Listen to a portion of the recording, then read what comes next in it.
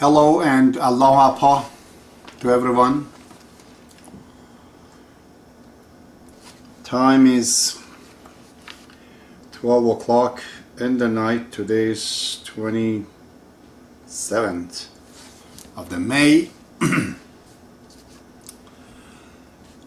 We're going to start tonight the 6th chapter of the second book, which is an equivalent to my modern explanations of the seven valleys that I spoke about it.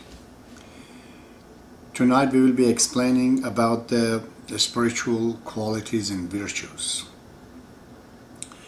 If you have ever watched these programs, on the very beginning I explained that how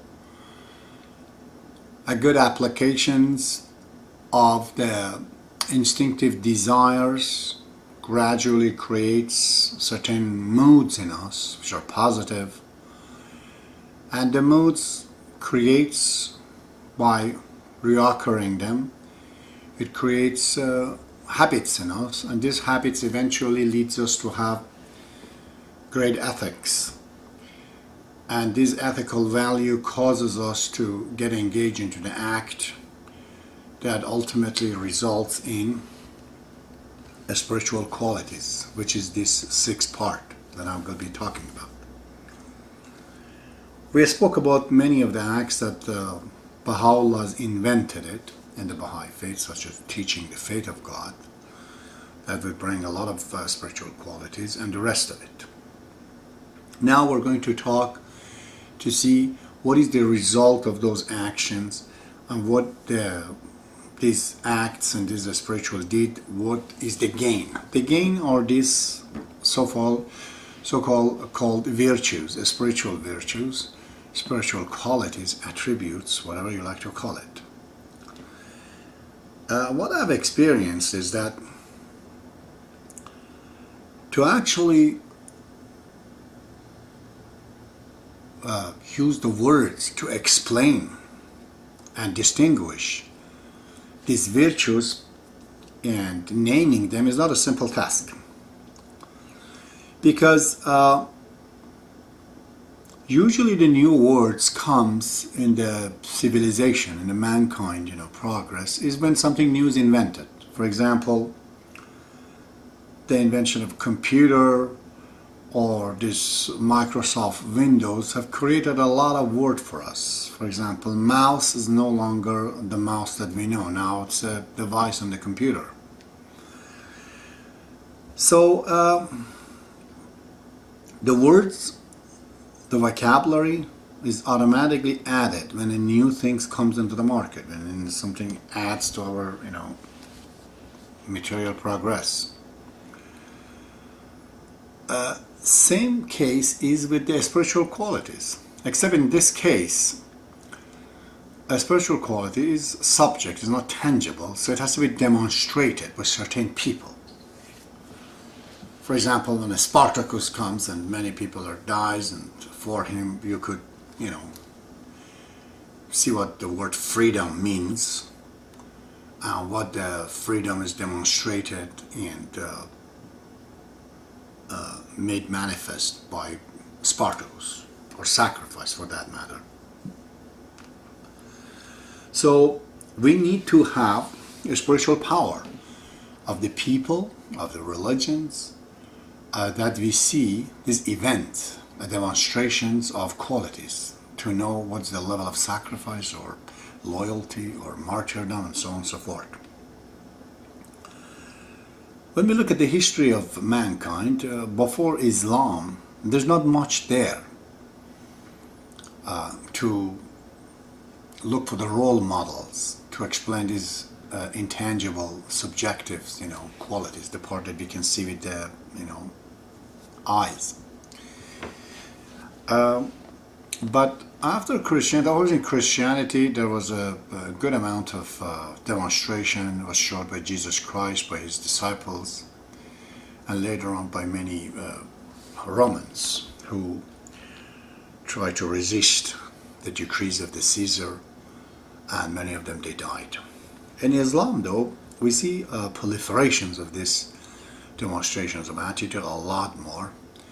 It's more of a tangible religion in that way. It's more real. Characters are real, are very, you can touch them, you can see the feeling. Well, the biggest one, of course, is the third Imam of the Islam, is called Imam Hussein, and his sacrifice in Karbala, 72 versing the whole country against them, and they had to die one by one. There we have a great amount of this demonstrations of the inner human being.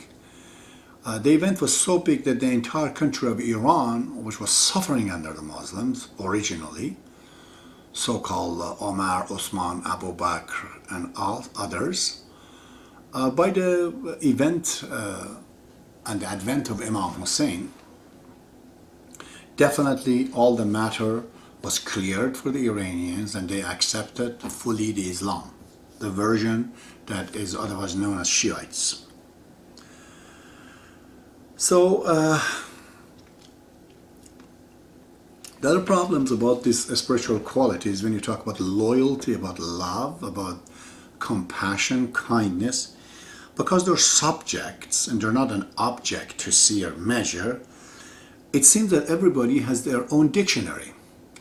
Almost everyone will define love in his own language, you know.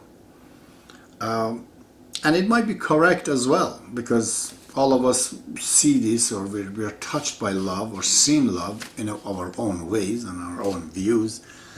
All of it could be true, at least partially.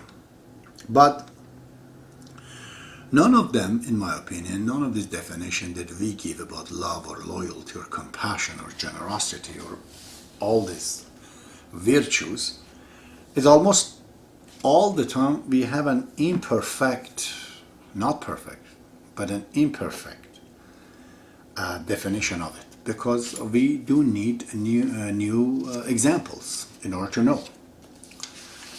So go to the second page of my note that I've written. So in order to find and understand these attributes, naturally we have to study the history of mankind. And those who have martyred, they've understood love, they sacrificed the love for it. We have many stories such as Romeo and Juliet, or like Layli and Majnun among the Iranians, and so many others. But the real things that you can see, the real sacrifice of a historical figure. If we do that, then we can find out where these things are coming from, because the loyalty measures by those who demonstrated it. In the Baha'i faith, which definitely is the biggest, the greatest ever revolution, or properly saying it, revelation that has ever occurred in the history of mankind, where 20,000 people have been martyred, have died.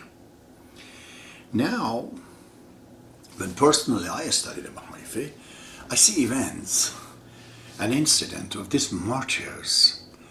My God, they're just so extraordinary different from whatever I'd seen before. In Islam, we have a lot of them, but they just cannot come even close to what in the Baha'i faith is there. We have to create a lot of new words to explain, because the degree of love, the new measure of sacrifice that has been demonstrated, the words of the past would definitely not suffice to explain them. Because in the eye of the people, when they say love, imagine immediately they think of Romeo or Juliet, or I don't know, maybe of Christ, or maybe of an Imam Hussein. But in the Baha'i faith, we see a barrage of these characters, myriads of them. They're so amazing, every one of them. For example, if you read, the history, not too long ago, about 150 years ago, of one of these great lovers of God. His name is Suleiman Khan. And he was one of the relative, I think, of the mother of the Shah, a distant relative. And he was a Baha'i, of course got arrested and charged for being follower of the Bab. And he said, okay. And when the news went to the mother of Shah, I said that don't kill Suleiman. I'll just tell him that what you have to do, just simply say that you're not a Baha'i, we let you go. You could be whatever you want to be in your heart. And he says that the worst things that has happened to me is to be related to the Queen. But my real relation is to the Bab. They give the news to Queen, and they said that this is his answer. Queen said, okay, don't kill him so bad like other people. This event was so difficult at the time that one of the Austrian worker in Iran in the embassy of Austria at the time, he said that I've locked myself in my room because I cannot even watch and witness what is happening to these marchers. They nail their foot just like a horse, and they tell them to walk. And these poor people, then they are beaten, whipped so hard that they have to end up to standing. And pieces of their bodies tearing apart and make them to walk. And then they cut them into pieces. Things that's, it's so graphic. It's so graphic that I venture to say mankind in the West is not ready, not yet, doesn't have the heart, to actually make a movie out of it, no exaggeration, to show an exact event what has happened. It's so graphic, it's so violent, beyond understanding, that how could people commit such a heinous acts on one hand, and the resistance, miraculous resistance of these people for the love of the Bab on other.